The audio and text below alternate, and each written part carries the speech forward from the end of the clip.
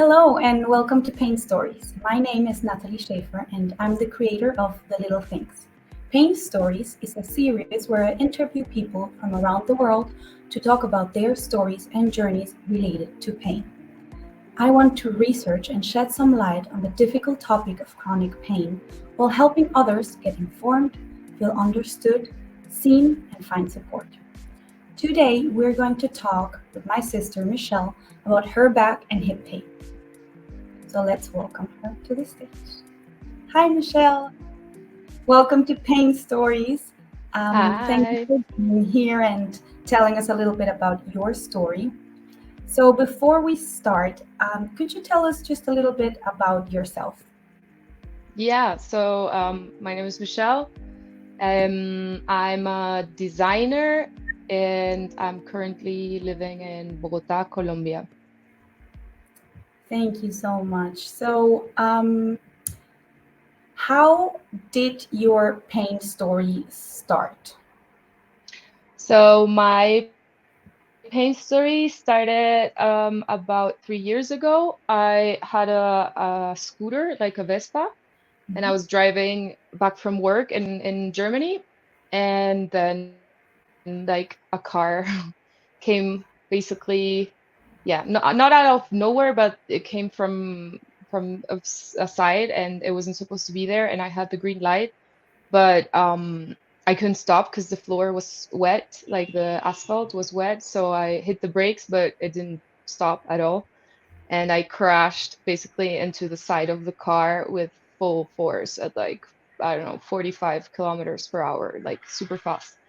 And basically, nothing much happened at that point. I mean, some bruises, some like my knee got cut up. Um, but so they took me to the ER and they fixed my knee, and then they sent me home, and then like the pain story started. Like I woke like the next months, like it's progressively started getting worse and worse, and I had this crazy hip pain and on the right side of my hip, and it just got worse and worse like with the months. Like I was at home for like a month recovering from the knee, but after that I visited like many specialists, and I was telling them that I had like a yeah, pain in my hip and my sacrum, and they're like, no, that's nothing, just like, I don't know, go to physiotherapy, and that's what I did. And it just got worse and worse with the months. Like I started to feel that I was crooked, like I was twisted, like all my right side was like contracted, not only the hip but also like the diaphragma and Diaphragm. the shoulders, diaphragm and the shoulders, and like basically the whole right side of the body was really contracted. So like on one side I felt like I was like, oh, like crooked, like Mhm. twisted to one side, and that was causing like a lot of pain. And at one point I thought I needed like surgery, like femur replacement or hip surgery or something, because the pain was so intense. And yeah, I started visiting many different specialists, but they said no, there's nothing wrong. I did an MRI. They kind of found like a internal bleeding in the sacrum, but like apparently that's not nothing too crazy somehow. But Mhm. I was like, that, but it's not possible. Like the pain is so intense, and it's just so, like there's something really wrong. And all the specialists keep telling me that that no, that it was okay, that everything was great, that it was kind of just like in my mind or something, or Mhm. mm, yeah, like subconscious trauma, or I don't know. Like they couldn't give me any answers. And yeah, that was 3 years ago, almost to the day. Yeah, in a couple of months it's gonna be 3 years, and it's been a whole journey these 3 years, and I'm still not not even, yeah, not there. Like my body's still not is not great. Like there's still, I guess it's kind of like, I mean, in this time, I've kind of learned more, and like the muscles and all the, like, besides the bones, that the bones are okay, everything else is really not okay. Like the fibers, the muscles, the tendons, the fascia, everything. Mhm. So yeah, it's been a long journey, and it's not over. It's still there. Yeah. Yeah, thank you for sharing. And it does sound, first of all, it sounds like a very traumatic event, kind of being hit by a vehicle where you're like going straight forward and this vehicle crashes basically on your side. That alone has to be already very traumatic for the body and the nervous system. But Yeah. then also what you say, it's like this pain that you're feeling right now, it kind of started after that, so you didn't feel that pain back then, maybe even because you were still in shock. And when our body's in shock, we don't Yeah. kind of like. Also, I was taking loads of painkillers, and like the doctors, they just gave me tons of painkillers and muscle relaxants, and I mean everything was hurting at that point. Like not immediately, but like the days after, like everything, like bruises started coming up that I didn't even yeah, I didn't even feel or know. Like my chin, my head, like the shoulders, like places that, and like the rib cage, The like sternum. so many bruises that, yeah, the sternum, like so many places that were like not obvious at the first moment of the after the impact, because I guess high adrenaline. But yeah, I guess I just, when I saw the car, it was like hitting a wall, like head on. When I saw the Mhm. car, my instinct was to grab onto the scooter and not let go. Like I just had this impulse to like hold on for dear life to the scooter, because if I fly out, I might not survive. So I just, like, with all Yeah. my force. And also I used to be like very athletic and strong, I guess. And I guess also why that's why I yeah, like didn't break my spine or something um worse, or For yeah, sure. different. And it was the way it is now, which is really weird. And most, like, I've seen many specialists, and none of them have an explanation. Like they can't say, oh, it's this or that. It's kind of like a mystery somehow. Yeah, yeah, it has to be very frustrating to hear It that. has been, yeah. Yeah, from specialists. You go and you're like, hey, please tell me what I have. And they're like, Yeah, we don't know. So, exactly. yeah, I totally understand that. And I feel that with chronic pain, a lot of times it's that way, that doctors or health care specialists, they can't really find maybe the reason. And that's again, and the pain gets chronified and it continues on throughout, like uh, a while, a journey, which doesn't mean it can't cure, but I think it happens a lot with chronic pain. That is something that is not quite, like, we can't pinpoint it perfectly. um, so tell us a little bit about your healing journey. What kind of things, what did you do in the beginning, maybe? What are you doing now? Or are you doing different things? Yeah, so I've I've done so many things. I've done it all. Okay, not all, but like so many things. Hmm. I've been to, so let me like start from the top. So immediately after I started physiotherapy, but like also, like the right side of my body was kind of like, it just, like when you close your eyes and you think where your body parts are, like the right side was like an empty space, kind of like from my Yeah. face to my foot, it was like not really there. Like if I touched it, like it was there, but like when if you close your eyes, like it was not there. After so the first thing I did was physiotherapy um in Germany, and like that wasn't really working at all. Like it just made it worse. Um then I went to see like I went to osteopath, I first thing. Or no, no, it was a chiropractor. Because I was going to the same place, the same doctors, and over and over, like 6 times or so, and they would always tell me, no, there's nothing. We don't know. They didn't even say we don't know. They just said, no, there's nothing. Like, I don't know, go to the neurologist. So I went to the neurologist, and they Mm-hmm. also said, no, everything's fine. Like, it's not the nerves. Like, the nerves are okay. Um, and I was going crazy because it's like I'm not getting any answers here. So I thought, okay, like I don't know, I remember this phrase from Einstein, like this definition of insanity is just trying the same thing and expecting different results. So that kind of Mm-hmm. like made me think, okay, no, I got to try something different. So I went to the chiropractor a couple of times, and I realized that that was also not like the way, or that wasn't helping me. Later on, I tried osteopathy. That wasn't, I mean, I tried it for like 1 to 3 months, and it was not really helping either. Um, then I tried Chinese medicine, cupping. I only did it once, but it was also not really, Mm-hmm. it was more traumatic because it was like like a Chinese woman, and they're hardcore, the Chinese. They're like, no, yeah, like no mercy. They just take you and they just like break you, and it's like, okay, go home. And you're like, what? That was like really traumatic.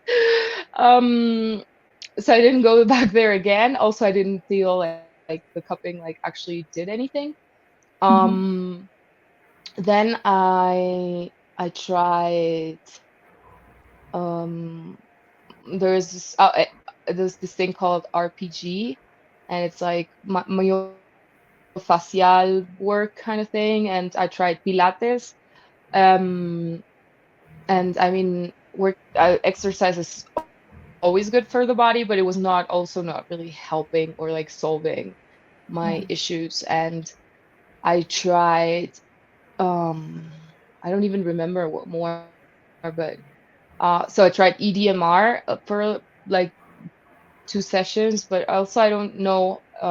I mean, there's also like the psychological component and like PTSD. Like it could be like the trauma that I'm like stuck in this loop and mentally, which I guess is for sure, but it's also like reflected on the physical, and I don't know what's first, like if the mental part or the physical part. For Yeah. me, I feel it's mostly the physical part, and the mental like will follow. But I guess it's Mm-hmm. like, yeah, you don't know which one's what's. So basically, I'm working on both sides, so the physical part and the mental part. Um, Mm-hmm.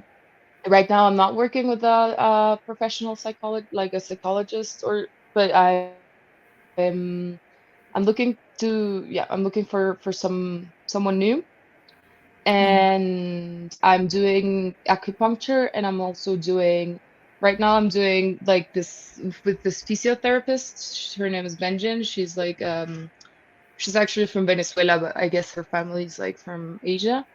And she's different and really good. And I mean, what she does is basically really, really intense massages, like really, really rough. Like it's not enjoyable Mm-hmm. at all. But it's kind of like breaking things so they can grow back better. I Mm-hmm. guess that's kind of the explanation.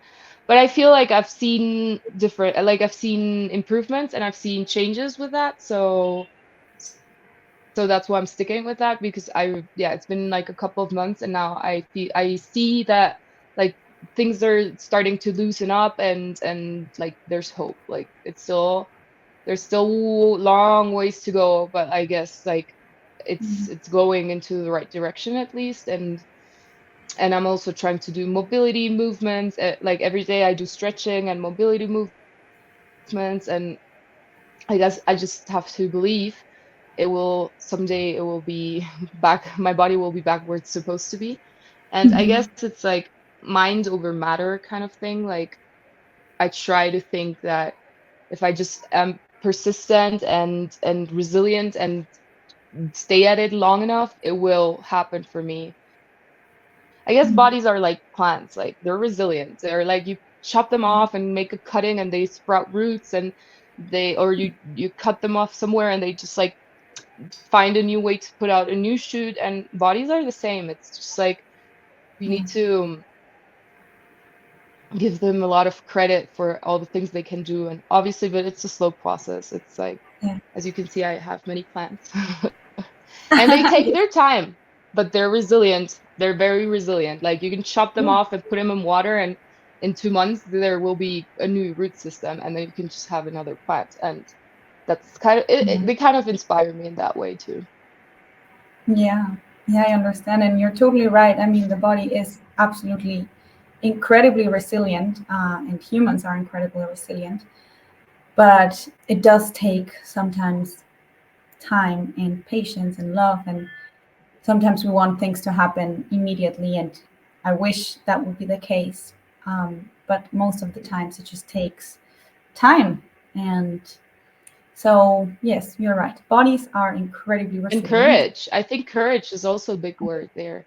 Because, like, Yeah. I mean, in my experience, I think you have to, like, especially with like trauma and all these things, like in the body and in the mind, you have to actually face those fears. You have to face kind of the pain. And that's really scary. And it takes so much courage to go there and to like stare those fears and that like that pain go into it. Like it's just like some I mean I try to do it every day, but some days I'm just like defeated and I can't and I don't want to because it's hard. It takes a toll on me mentally, and some days I'm just like I'm not I can't today. I can't be brave today. Like I can't do it. And but I try to most days like face those things and like face that fear and face that pain, because like in the physical, at least with the physical body and rehab, I think you have to like if you're avoiding the pain and you always try to like run away from it, it's never gonna heal. So it's funny because actually like you want to do the opposite. You want to run away from it, and you want to just like ignore it, and you want to be as far from it as you can, but actually kind of the only way is through. Yes. Yes. You're totally right. I wanted to go back to something that you said before, and it's that there are kind of like you feel like there are two components to the pain, the physical and the mental aspect, and that we a lot of times don't know what came first. But I think it doesn't really matter what came first. I do think that there's Yeah. always, and more when it comes to chronic pain, there are always the two components. I think I've said this a few times Yeah. before, but I think it's so important that there's always these two components, because the physical Mm. body, if the physical body is hurting, then it will affect also your mental and emotional state. And just about thinking that with or because of that pain, maybe you're not the person that you wanted to be or that you imagined yourself being, and Mm. that hits very hard on the emotional, on the ego, on the emotions. So there's always those two aspects, and I just wanted to bring it back again to say that that's why chronic pain is so, it's so hard because there's so many Yeah. layers to, right? It's not only Yeah. one thing. And therefore, Yeah. in my humble experience and opinion, there's not going to be one thing that's going to mend it or completely cure it. Probably it's going to be a few things that have to work in synergy to actually Mm. help you. And yeah, to not underestimate that the mental health aspect of pain, of having pain, of dealing with pain. And what you just Yeah. mentioned as well, like there are days where you're just like, I can't be brave. I can't deal with this today. And that's also absolutely valid to Yeah. have those days, because it is work and it's hard and it goes in so many layers of our self, of our being, that it's completely valid to have those days. And also it's completely, and it's very important to have that moral support as well, like the emotional support and the physical support, as like the physical therapies or other kinds of therapies like acupuncture you're doing, or what other types of alternative medicine. meditation. Yeah, Yeah. So yeah, I just yeah, all wanted those things. Yeah. Yeah, bring. absolutely. Yeah, it's like a whole package thing. It's not just like, oh, there's Mhm. pain and that's it. It's like there's pain, there's limitations, constraints of the way you want to be living. There is also the emotional, the ego.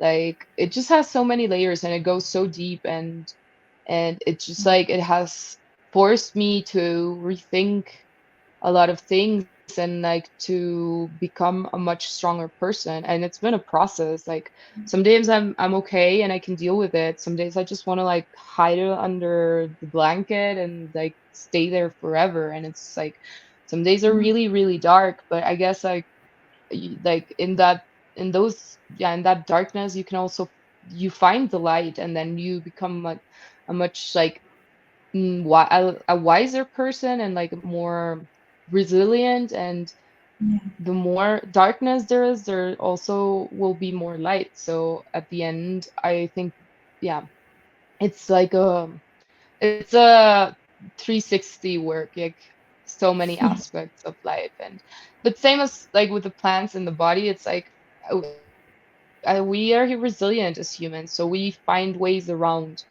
things. Like we find ways to do the things even with the limitations. Like, okay, I cannot walk here, so what else can I do? Maybe someone can drive me. Maybe I can find something closer to my home. Like I don't know, like we find Yeah. solutions to problems. And like still I try to do things. Like I try to do things even if even when I don't want to. Like I try to see friends. I try to yeah, go to ceramic class or anything that Mhm. will just like make me feel a little bit more human and not just stuck in a in a loop. Yeah. I think that's also very important to sometimes push yourself to see friends, see family, go out and do things that you might, mm, in the beginning not want to, but it kind of like also helps with the mental health part, right? So like isolation can be sometimes very important, but it also can make you feel more lonely than you already are. I feel like with chronic pain becomes a loneliness of the processes you're going through, of the things that are happening, of your life Yeah. changing, maybe your friendships also changing. So there is already a loneliness component in chronic pain. And then I Mm. totally understand sometimes I also don't want to do anything, and that's perfectly okay. But to just every once in a while push yourself and be like, you know what, I'm going to see my friends, or I'm going to invite them over, or whatever tiny thing, maybe just having a video call or something, Yeah. so that we don't feel so lonely, in whatever aspect your body enables you to do that. But I think Yeah. that community part is also important to have. Yeah. Someone, I met someone the other day. She was a cancer patient and Mhm. she was having stomach cancer, I think. And for 2 years, she was battling this. I mean, now she's better, but they had to take out her stomach. But she was telling me that she, on this whole journey, she really had to focus on finding things that made her happy. And for her was it was like even the smallest things, she told me. So for her was like she started doing candles also because the wax was very good for her skin. Um, Mhm. and for me, for example, it's driving. Like it just driving, Mhm. even if I'm just sometimes I just go out and drive and just because it just like makes me feel connected and in flow. Like Mhm. normally, like before, I would be running, but I can't run anymore. So now I go out and drive, and I drive nowhere, and I just like listen to my audiobook and or whatever or music, and it just like this driving really makes me feel good. And it's like this tiny little kind of thing that is just like kind of pointless because it is. Um, it just makes me feel good, and then when I come back home I just really feel more relaxed and like my mind is is like at a better place. I always go when I'm about to like lose my shit. That's good to have something that you know that helps you. But yeah, finding the happiness in the little things is just totally, yeah, wonderful, and actually what I'm all about and what the little things is all about as The well. little things. You're all about the little things. Exactly. It's all about the little things after all in life, and I don't think it's pointless to Yeah, go out and drive if it helps you, you know, then it already has accomplished something, and that's wonderful. I exactly. mean, it's Yeah. great that If it that makes you you feel found that. better, do it. Exactly, Yeah. yeah, if it makes you feel better, then if you're not harming someone else or yourself, then do it. Okay. All right. So I wanted to ask you, did your relationship towards pain change at some point, or has it been always the same throughout this journey? I think in the beginning I was like very trying to get away from it, like I said, and I guess now it's more like I try to lean into it Mhm. because in my mind it's kind of like maybe the only way that it will like get better. My body, I'm speaking about. Also, like I guess the mind, like the emotional part, like there's things that hurt and you just gotta look at them and it's hard and it's the worst, but I guess that's the only way. So my relationship with pain is that I guess now I'm more aware that kind of the only way is through. Like I know that running away from it or like avoiding it is first of all it's not like it's not going to change anything and it's just probably going to make it worse. It's just going to Mhm. come back like bigger and louder. Um, but yeah, I guess my relationship now is more to try to lean into it. The days I can, like the days when I feel strong, when I don't, I just like give myself a holiday from trying. Not from the pain because it's there anyways. Yeah, But sadly, yeah, it's we. just kind of try to like be with it. Like no like okay, it's there and like I Mhm. can shout at it, I can be angry at it, I can like try to make it go away, but it just like it won't. So I guess the only option left is just like to open the door of my heart to it. Mhm. Also like Yeah. Buddhism has helped me a lot. This opening the door to your heart to pain is a concept that I read listened from this Buddhist monk called Ajahn Brahms, and he has so Mhm. many YouTube videos. He's from the Western Society of Australia. What Buddhism in Australia? Anyways, it's amazing, and this guy's so funny, and he talks about really like intense and difficult topics, but he just always makes me feel better, and I've learned so much from him also, like about this opening the door of your heart to the pain, because then it just like it makes it everything easier. I guess Buddhism just like is a great tool that helps you to cope with things like with whatever is happening. It doesn't mean it's going to change or it's going to go away. It just gives you better tools to navigate whatever is happening in your life, whether it's, I don't know, bankruptcy or death of a loved one or chronic pain or a breakup or I don't know, so many things that can go wrong in life or cause us Yeah. suffering. Um, it's a great tool that has helped me a lot to be better equipped to kind of navigate those situations because they're gonna come. Like Yeah. these things happen to everybody, and everybody has like ways of dealing with things. But I guess Buddhism teaches you to suffer a little bit less. Like you don't have to suffer Mhm. so much. Yeah, I love that. I'm gonna link some videos of Agent Browns in the description Yeah, please below do. of He's the this best. video. He is great, and I remember when you showed him to me, I was going through a very tough phase, was not able to sleep because of pain that was intense. And I remember that the only thing that helped me fall asleep, was one of his Oof, talks yeah. about pain, and Mm. since then, I'm also a huge fan of listening to him and to all of Yeah. those Buddhist teachings that he brings in such a fun and, yeah, easy way to understand as well. So I love that. I feel Yeah. like Mm. spirituality or any type of faith can help also with chronic pain Yeah. for sure. Just gives you kind of like Yeah. a Believe. little a little lifesaver, a little rock where you can lean on. And Buddhism teaches you Exactly. so many things about so many topics that you mentioned as well, right? Um, Mm. so I love that. I'm gonna link it in the description of the video. And Yes. I wanted to ask you to what things do you wish that people knew about chronic pain? Because maybe there's a few people here listening that don't actually have chronic pain. Is there something that you wish people knew about chronic pain? Mm.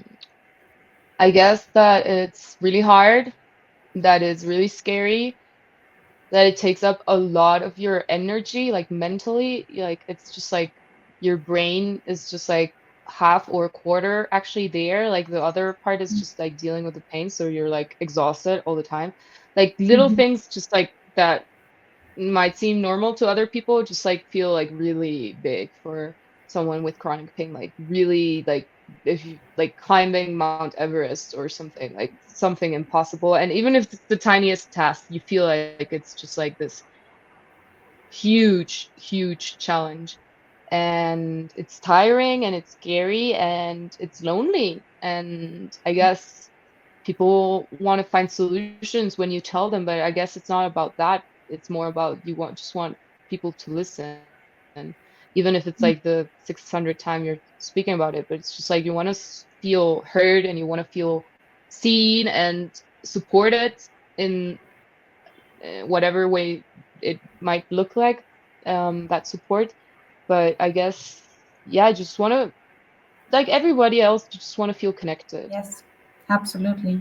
So I think those things, if someone is listening who has someone in their close circle who has chronic pain, I think, and asks him or herself, like, what can I do?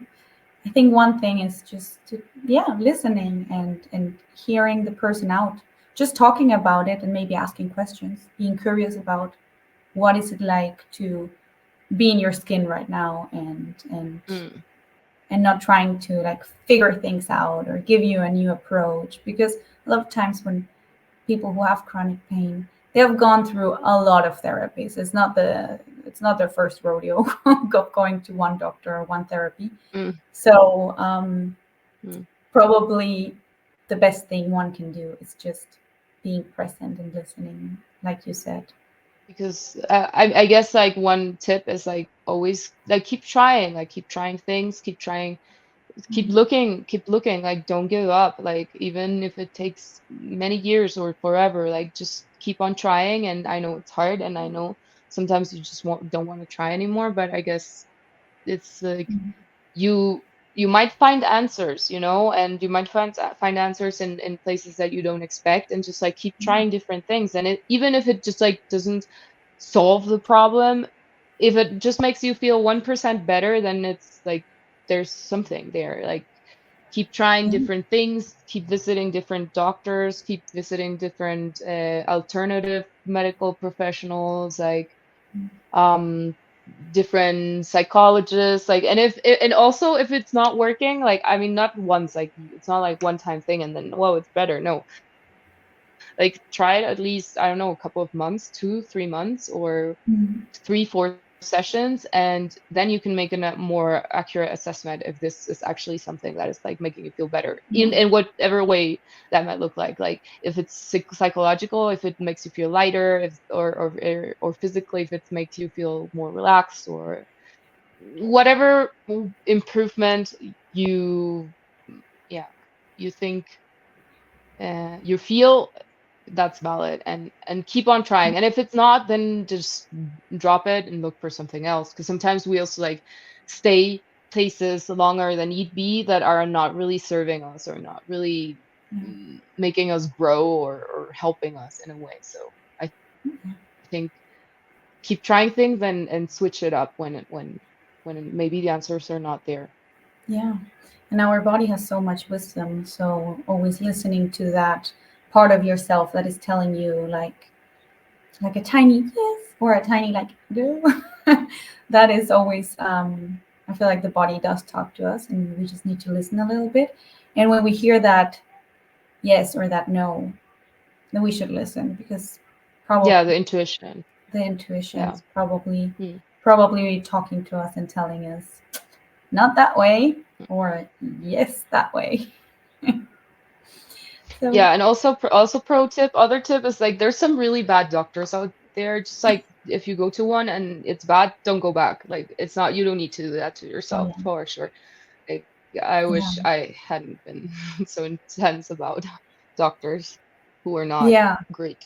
Because some yeah, they don't have empathy. They treat you really badly and poorly, and it's just like there's others out there who are way nicer, and you deserve to go to medical professionals who will take you seriously and who will be friendly and who will be professional. And I mean, I've seen so many things, and I've been at so many places that I just like I it's just crazy that it, this is a reality that there's like people who I yeah, don't know don't have any yeah, empathy at all. Like you're a human being, not a robot. Like yeah. please be a little more empathetic. Yeah, sadly, I do have experienced that too, and I don't know why, how there are some people who work in that field and just don't find any empathy for the patient, for the person in front of them. But you're totally right. You know, we don't have to do that to Yeah. ourselves. So just not going back. Also, when someone is treating you badly, you can't leave. You can leave Yeah. the Yeah, place. we never do that, but yeah, you can be like, sorry, this is not working for me. It's over. Like And then this, exit the it room, exit happened the to me. situation. Yeah, it happened to me when I was quite young, and I wasn't able to do it. This doctor treated me terribly. He was being so mean, and I was there just sitting, crying, listening to everything he had to say. And nowadays, if that would happen to me, I would just stand up and take my things and leave and say, Like, "Sorry, this is not sorry, working for me." mister. No way, no way I'm Yeah, staying here. This is not that I working. think Mm-mm. I think I wish I would know that. Any sort of therapy, you know, like you don't have to sit there and go through something when someone is mistreating Yeah, if you. it doesn't feel right, it's probably not right for you, you know? That's it. And then you are allowed to leave. You are allowed to pack your bags, be like, okay, thank you very much. I'm out of here. Yeah, which is very frustrating, but also quite empowering to Yeah. just leave a place. Um, but yes, that's a very good tip to give people as well. To finish, I always like to finish on a positive note. And I think pain is one of our biggest teachers in life. So that's Mhm. why I always ask, what superpower do you think this pain has given Superpowers, I guess.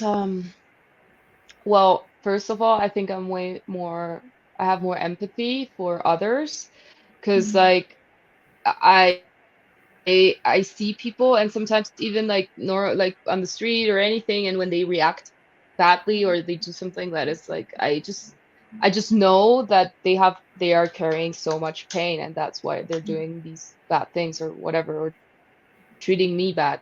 But it's not like I don't take it personal anymore because I just know, and it might not be physical or it might be physical, but there's just so much pain and suffering out there, and I think we all need to be a little bit more show more kindness to others. And I don't know now, like nowadays, like when I see like elderly people and I see them struggling with like their shopping cart or whatever it may be, or like even like trying like losing like about to like I'm so much more aware of that, and like on the bus or something, like I'm like, oh no, like let me catch you, like I I don't know if you're gonna fall, like don't fall please. But like I just I guess I'm like more aware and am empathetic to everyone, and especially elder people, like because Yeah. they just seem so vulnerable and frail, and I can relate to that now in a way that I didn't before. Um, and yeah, I just try to be more helpful for society and for everybody out there who might need help. Or I can, yeah, whom I can give, like, even if it's just like asking, hi, do you need any help? Then they might say no, but they might say yes. So just offering to support someone else. Um, and I guess another power is that, like, so many things that I thought were important are just not important anymore. I don't know, like, Yeah. oh, success and like having, and like, I don't know, everybody wants to be successful and wealthy Mm, and all these things that we're just like told that we need to have to be happy. It's just like, with this journey, they just like seem so irrelevant. Like all these like mm, material things just seem so irrelevant. And like I guess the true gold in life is the experiences and the love and people you have around you and the friendships you have and the love you can share, you can give to others, and the love you receive. And that's really living. Like how many how much money you have in your bank account, it's just like, that's not gonna dictate how the quality of your friends or the quality of your experience and the amount of love you get or can receive. It's absolutely. just like things have lost a little bit of their importance. Like I just realized other things that are important now Those and are much some more important. wonderful. Those are some wonderful superpowers to get from your pain journey and Yeah. your chronic pain. I mean, I feel like It's that. like a bullshit filter. It's like the veil has lifted and now you can see clearly. And it's like, why did I spend so much Oh, time of my life chasing this bullshit? That's not gonna make me happy. yeah. I mean, that's wonderful to have that. I feel like empathy makes us all better people and makes this world just nicer and better. And then realizing also what things are actually important to us and what maybe success means for us that might Yeah, look different now. exactly. And Yeah. yeah, that's wonderful. Well, thank you so much for sharing all of this, your journey with pain, and all of the things that you have learned from it, and the things you have done to help you through it. Thank you so much for your time. With this, we're gonna end the interview. For anyone who wants to search or talk to me or comment, you can find me on Instagram with at thelittlethings.mindful. Um, so you can there see me and all my find my journey and the journey of other people. And yeah, if anyone wants to talk to you, Michelle, how could they find you? I'm on Instagram with my designer page. It's at Neat Design. Yeah. Perfect. I will link that also in the description. And thank you so much again for your time. Thank And you. It was a wonderful conversation, and I'm so happy and so proud that you're doing this project. I know it's gonna connect with a lot of people around the world, and they're not gonna feel so alone. I hope so too. Thank you so much. See you soon. Bye. Ciao.